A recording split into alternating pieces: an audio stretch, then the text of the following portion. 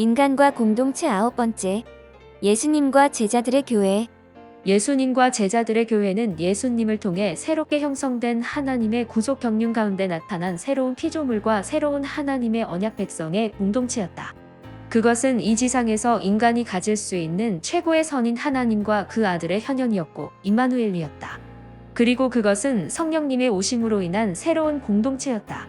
말씀과 은혜, 구원과 믿음의 공동체였고 그들은 예수 그리스도를 토대로 새로운 사회를 형성하였다.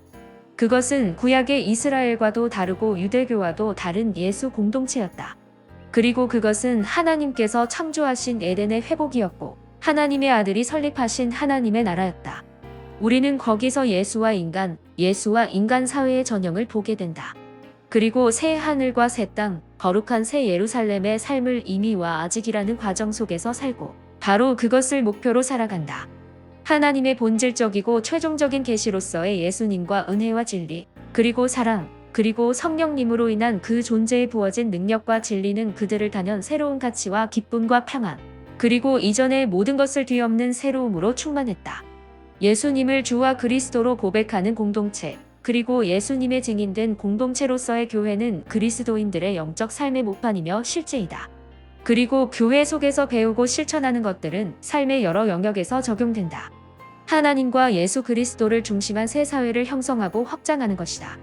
예수님과 제자들, 그리고 예수님의 교회는 하늘에서 오신 예수님의 특성과 하나님께서 오신 그 특성, 그리고 인간을 입으신 예수님의 모습을 통해서 하나님과 인간의 놀라운 연합하심과 화목과 화해, 그리고 유대 그리스도인들과 이방 그리스도인들의 화해와 하나됨으로 이어진다.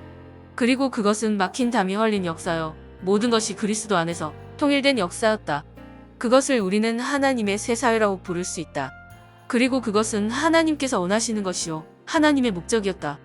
우리는 초대 교회를 통해서 인간과 사회의 전형을 보게 된다. 그리고 그것은 말씀과 은혜와 진리, 그리고 사랑으로 특징 지어진다. 그리고 그것은 이 세상과는 대별된 하나님의 사회요. 말씀의 사회요. 성령님의 역사로 가능한 사회였다. 그들은 기쁨과 평안이 충만했고 그리스도로 충만했다. 그리고 그리스도와 말씀은 그들의 믿음과 실천의 주요 모티브가 되고 실천 강령이 되었다. 그리고 그들의 노래와 신조가 되었고 흔들어대는 깃발이 되었다. 우리는 이 초대 교회의 감격적인 역사와 사실, 그리고 현상과 증상들을 통해서 가장 이상적인 교회와 개인과 실천의 모델을 발견한다. 그것은 그리스도께 받은 것을 보여주는 모델이요. 또한 다음에 이어지는 역사가 이어져야 할 모델이었다. 그리고 이어지는 교회의 역사는 바로 이것에 진행이 되고 이것에 확장이 되었다. 초대 교회에서나 그 이후의 교회의 역사, 그리고 우리의 역사는 어떤 공통적인 지평이 있다. 그것은 불신과 우상, 다원화된 사회 속에서의 주와 그리스도가 탁월성으로 존재하고 그분의 말씀이 탁월성으로 존재하고 드러나는가 하는 문제였다. 왜냐하면 개인과 공동체는 바로 그 어떤 것이 우세하느냐에 따라서 영향을 받기도 하고 영향을 주기도 했기 때문이다.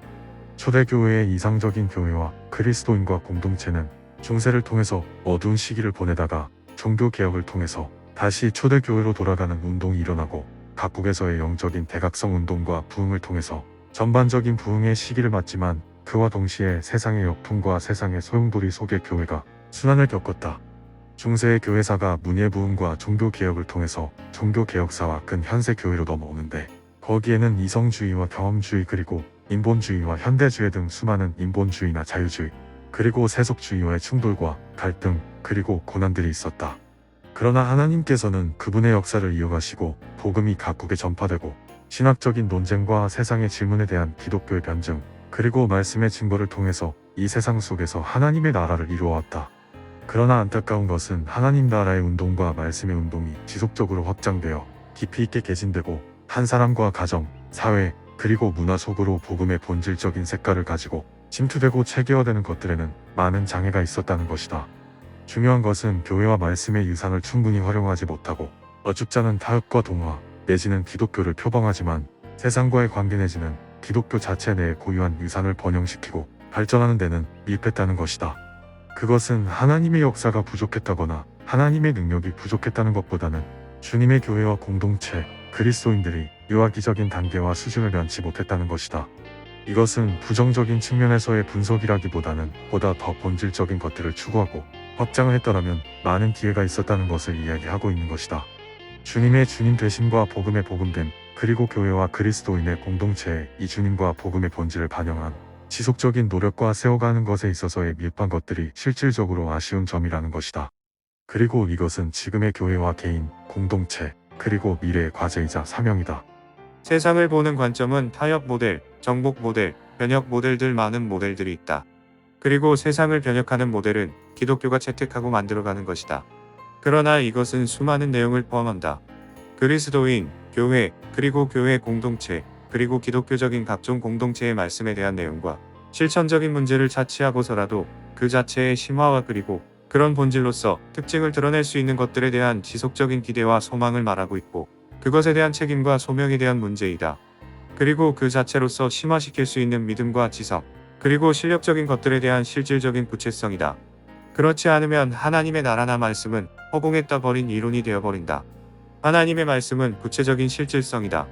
물론 이것이 민주주의나 자본주의, 공산주의나 사회주의를 구체적으로 지지하거나 지칭하지 않고 기독교 내에서의 어떤 구체적인 물리적인 현상으로서 곧바로 지칭하는 것은 아니지만 초월적 의미로서 내지는 내재적인 의미로서의 하나님 나라의 성격이 분명히 드러날 수 있는 실제로서 나타나야 하는 것은 분명한 사실이다. 예수님께서 주창하신 하나님의 나라는 분명히 열혈 당원들이나 바리새인과는 다른 것이었다. 그것은 그들이 말한 것의 동조는 아니었다. 그러나 분명한 실체로서 그 나라의 영적이면서 초월적인, 그러나 또한 그것의 실제와 실체로서 제시되고 나타났다.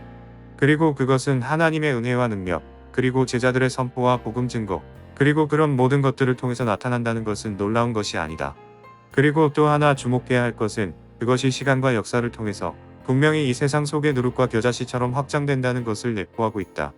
그리고 이것은 분명한 시간과 역사 속에 있는 하나님의 손길과 흔적으로서 주님의 교회와 공동체와 개인, 그리고 이 역사 속의 그 면모를 드러내게 될 것이다.